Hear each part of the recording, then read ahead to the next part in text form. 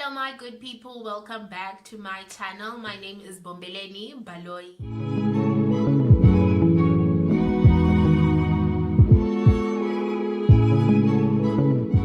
In today's video we're going to be talking about hair porosity.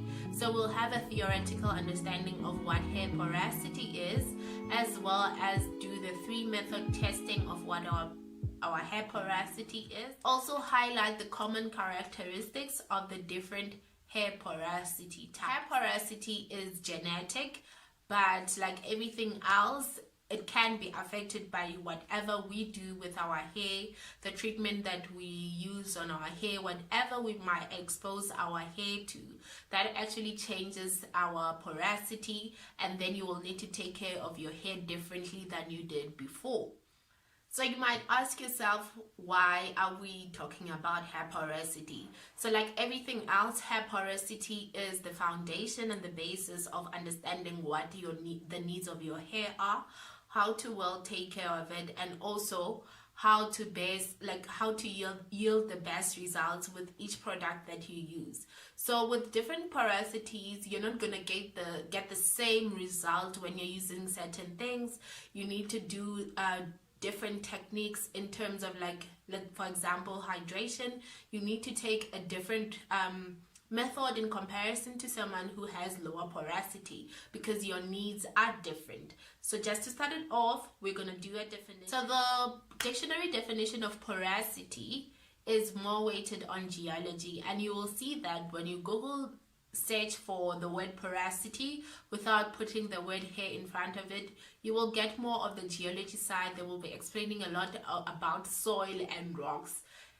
As much as it is not very related to our hair, it is actually giving us the right information. It's just that it's not very it's not associated with the common words that you would use for hair. So there they define that porosity is a state of porous, which is an indication of porous means that you have a lot of pores, and we know that hair does not necessarily have pores, it has cuticles. And then it further on says that permeability of water, air, and other liquids. So that was actually applicable to us, because that is what happens with the cuticles. So depending on your cuticle type, the manner in which you're able to absorb liquids into your shaft varies, and that is what hair porosity is about. So the commonly known hair porosity types are lower porosity, normal porosity, as well as higher porosity. The difference in the 3 types of porosity is how the cuticles are actually positioned. So with lower porosity, your cuticles are closed, which means that it will be harder for any moisture to come in. So naturally your hair repels water. It wants nothing to do with water. So it means that when you're getting your hair done, you want to make sure that you get all the water inside as much as possible. The other type of porosity is higher porosity, which has very extremely open hair cuticles. That is that can be genetic or due to damage that you would have your cuticles that wide open. So if you remember, I did mention that porosity is genetic.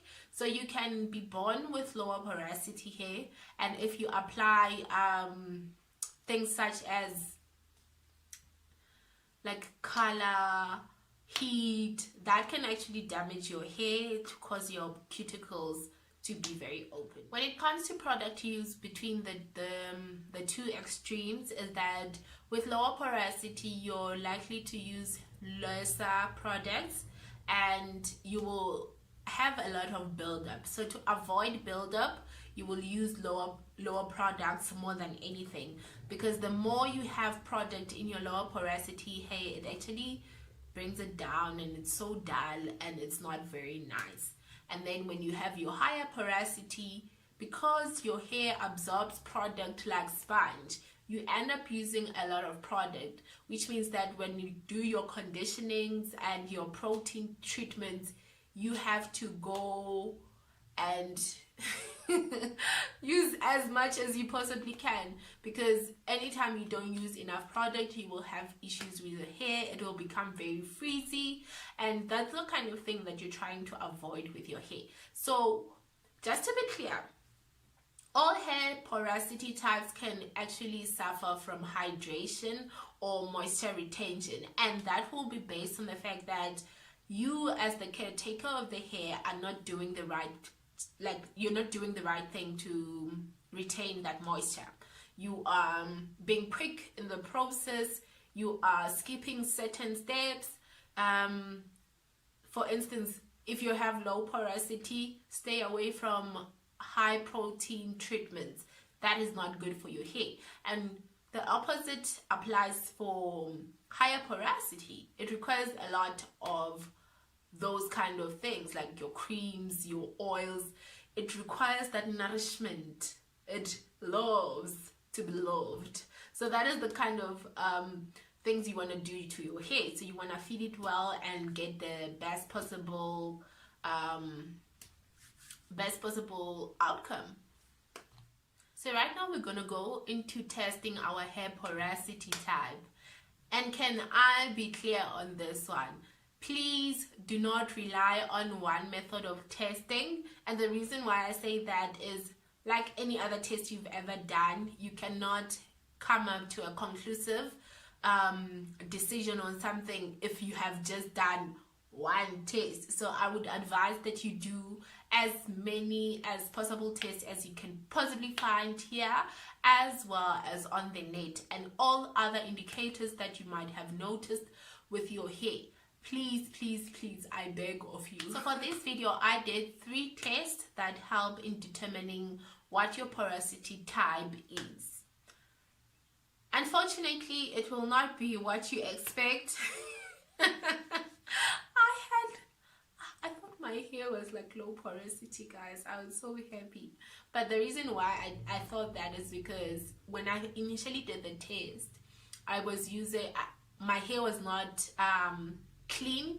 It had product, it had been conditioned, everything was nice, so it was sort of like repaired. So that defeated the purpose of the test itself. So for this test, I would advise you to follow the following steps.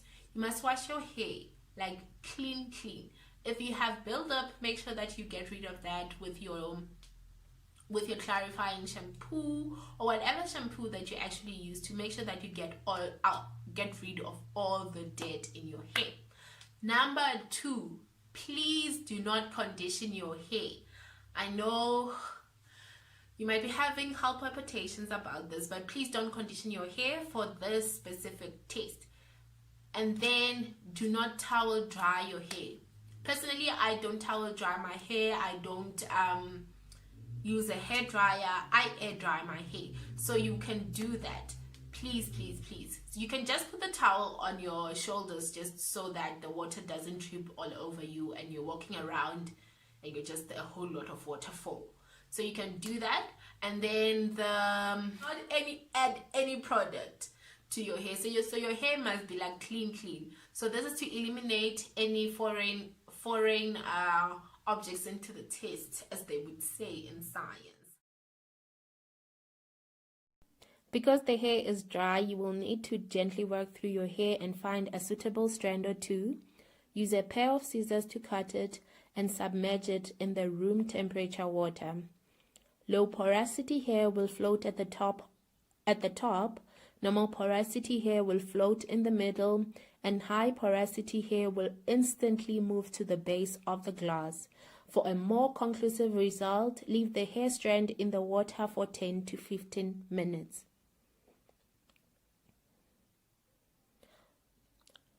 For our second test, we will work through our hair again, find the suitable strand. The theory behind this is that low porosity hair will feel smoother and higher porosity will have bumps and lumps.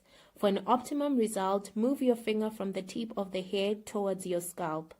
And then lastly, we'll use spritz of water using a spray to observe how the hair reacts to the water.